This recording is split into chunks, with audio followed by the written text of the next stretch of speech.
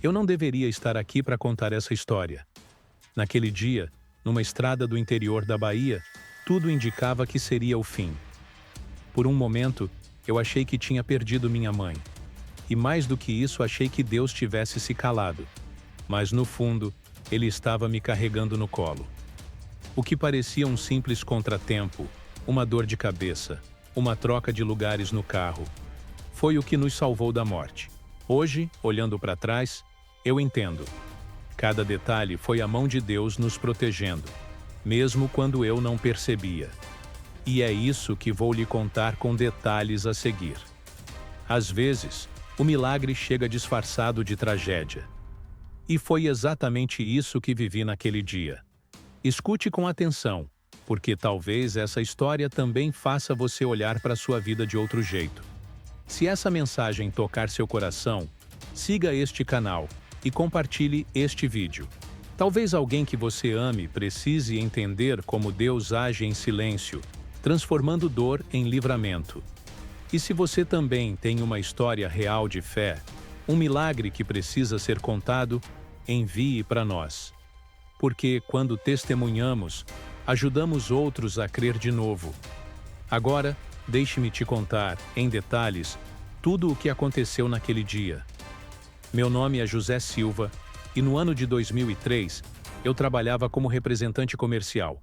Estava baseado em Salvador, Bahia, e passava boa parte dos meus dias nas estradas, viajando por todo o Nordeste brasileiro. Viajava muitas semanas por mês, sozinho, ou às vezes com minha esposa.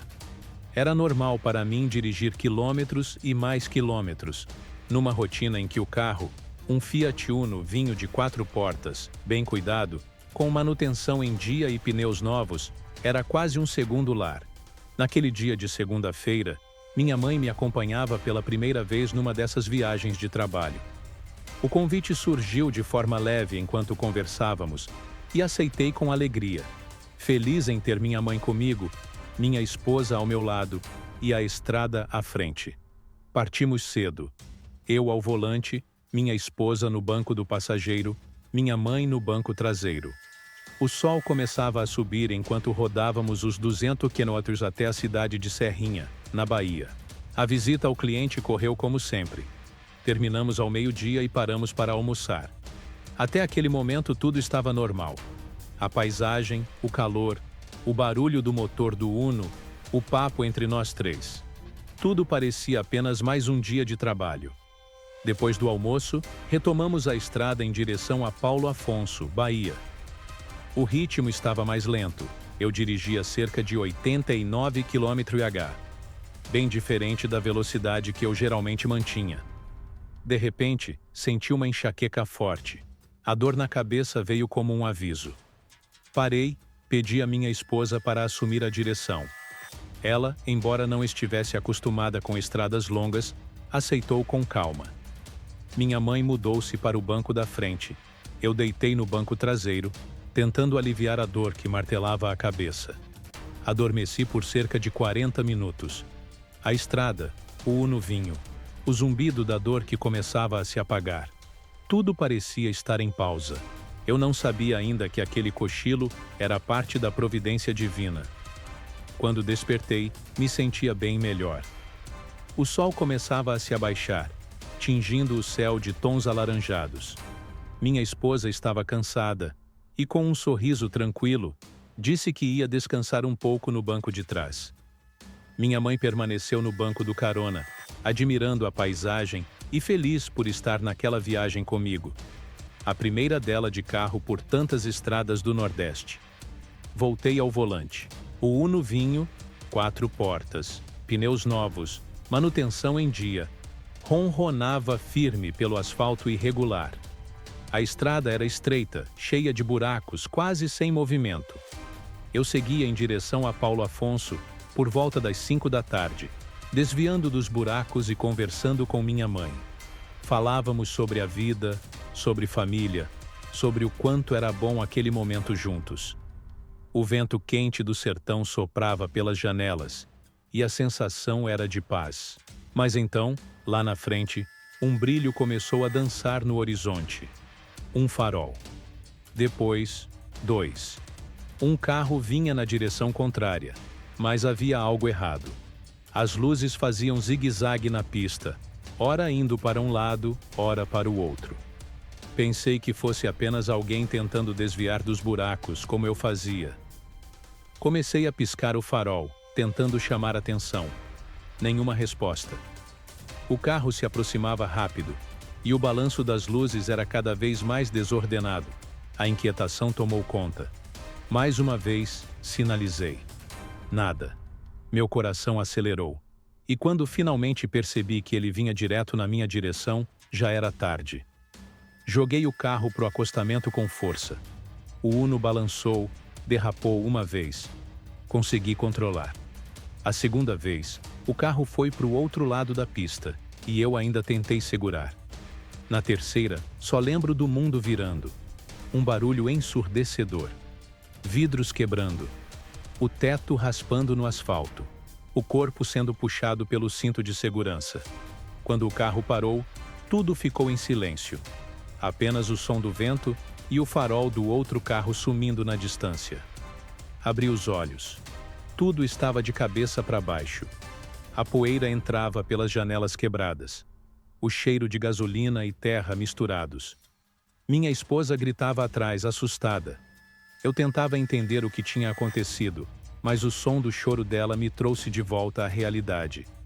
E então, olhei para o lado.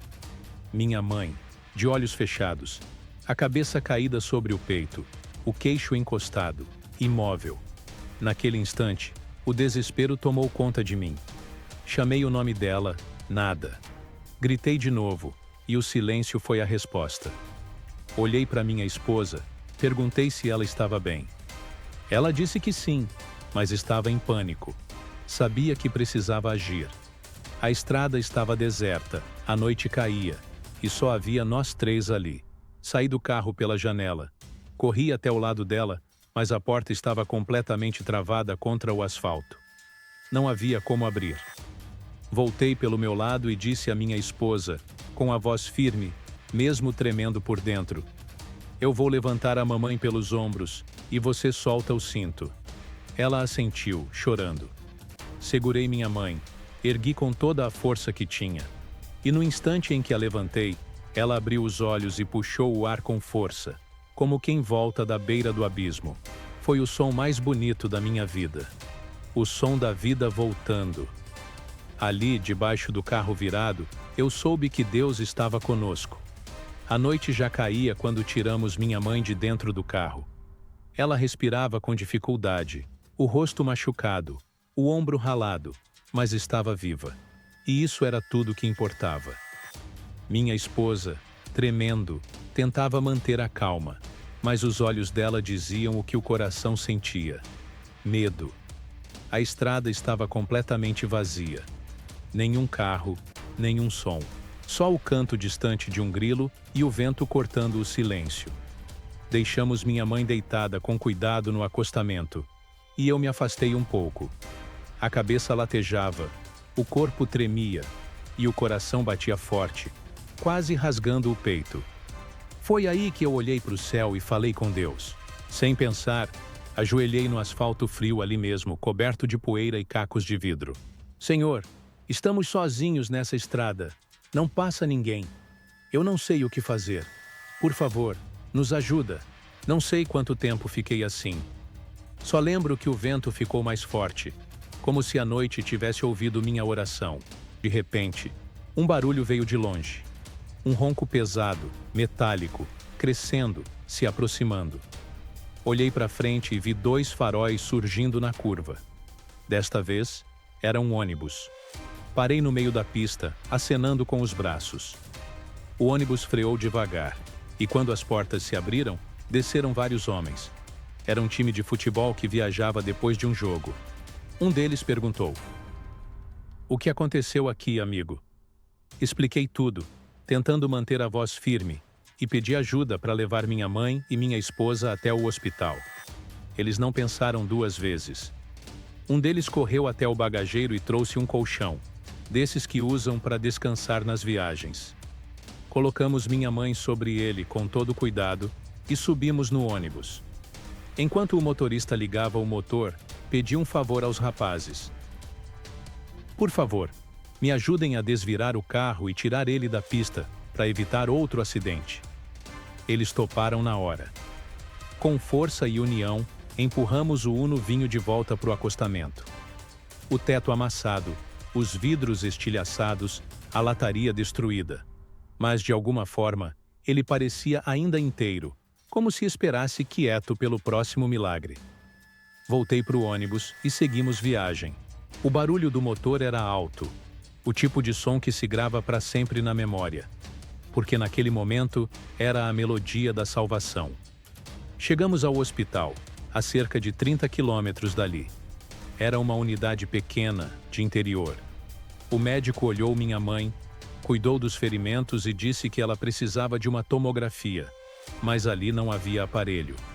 As próximas 24 horas seriam cruciais. Enquanto ela e minha esposa ficavam em observação, eu sentei no banco do corredor, em silêncio. O corpo cansado, a roupa suja de terra e sangue seco, e a mente tentando entender tudo o que tinha acontecido. Foi então que 2 policiais rodoviários federais entraram no hospital. Um deles perguntou alto: "Quem era o motorista do Uno Vinho que capotou na estrada?" Levantei a mão. "Sou eu." Eles se aproximaram, me olharam com espanto, e um deles disse: "Rapaz, aquele carro é perda total. Era para ninguém ter saído vivo dali." Fiquei calado, porque no fundo eu sabia que eles estavam certos. Mas o motivo de eu estar em pé, respirando e vendo minha mãe viva, não era sorte. Era propósito. Um dos policiais, ainda impressionado, perguntou o que eu ia fazer com o carro. Expliquei que precisava ver com meus próprios olhos, entender o que tinha acontecido. Ele me olhou com dúvida, como quem se pergunta se eu tinha mesmo condições de voltar lá. "Tem certeza que quer ver aquilo agora?" Ele disse. Respondi firme, sem hesitar. "Quero. Preciso." Pouco tempo depois, entramos na viatura e seguimos de volta pela estrada escura. O silêncio dentro do carro era denso, cortado apenas pelo barulho do rádio e do motor. Quando chegamos ao local, as luzes da viatura iluminaram a cena.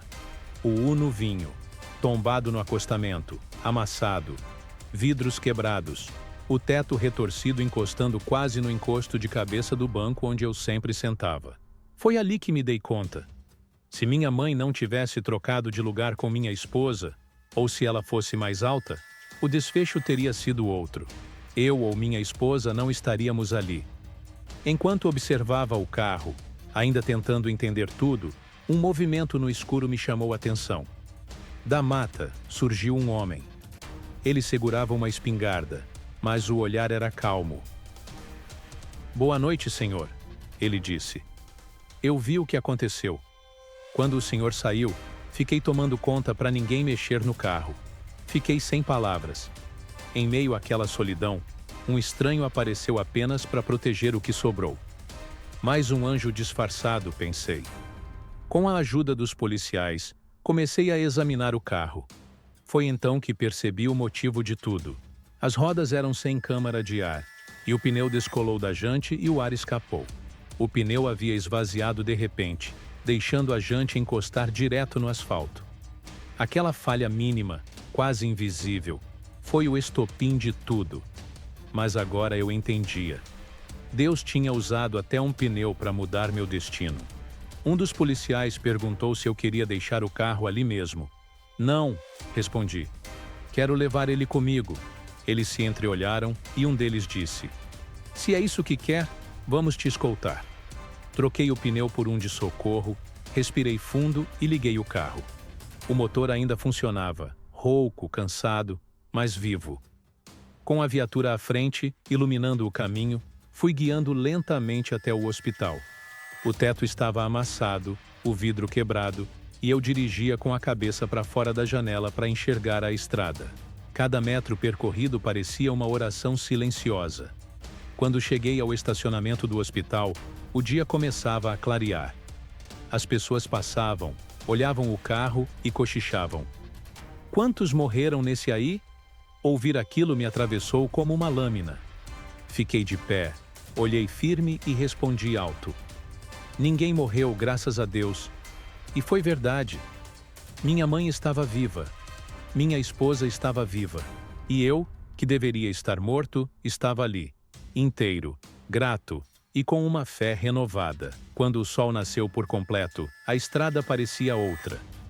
O que horas antes tinha sido um cenário de medo e desespero, agora estava iluminado por uma luz tranquila, como se o próprio dia quisesse me dizer que tudo aquilo já tinha passado. No hospital, minha mãe permanecia em observação, consciente, mas fraca. O médico dizia que era preciso transferi-la para uma cidade maior, para fazer a tomografia. Eu mal dormira, a cabeça latejava e o corpo doía, mas o coração só sabia agradecer. Olhei para ela, ali deitada, e senti um nó na garganta. Era impossível não pensar em tudo o que poderia ter acontecido se Deus não tivesse colocado a mão. Minha mãe salvou a mim e a minha esposa. E ela nem sabia. A dor de cabeça, a mudança de lugar, o fato de eu dirigir mais devagar naquele dia. Tudo isso, que parecia acaso, era o plano perfeito de Deus se desenhando diante dos meus olhos. Pouco depois, os policiais rodoviários voltaram para se despedir. Um deles, o mais jovem, colocou a mão no meu ombro e disse: "Vocês nasceram de novo hoje." Eu apenas balancei a cabeça e respondi: "Foi Deus, só Ele." Quando tudo parecia se acalmar, percebi que ainda tinha um problema para resolver. O carro. O Uno vinho, destruído, estava no estacionamento do hospital. Eu precisava levá-lo de volta para Salvador. Mas como? Saí andando pelas ruas ainda vazias da pequena cidade e encontrei um posto de gasolina. Expliquei o que tinha acontecido e o frentista, com o olhar solidário, disse: "Homem, espere um pouco. Vou ver se algum caminhoneiro pode te ajudar." Deus move as peças certas. Minutos depois, apareceu um caminhoneiro. Simples, sorriso tranquilo. Disse que estava indo para Salvador, com o caminhão-baú vazio. Perguntei quanto cobraria para levar o carro. Ele pensou um pouco, coçou a cabeça e respondeu: "Ah, moço, põe o carro aí, já tô indo mesmo." A generosidade dele me desmontou. Com cuidado, subimos o Uno vinho, amassado e silencioso, dentro do baú.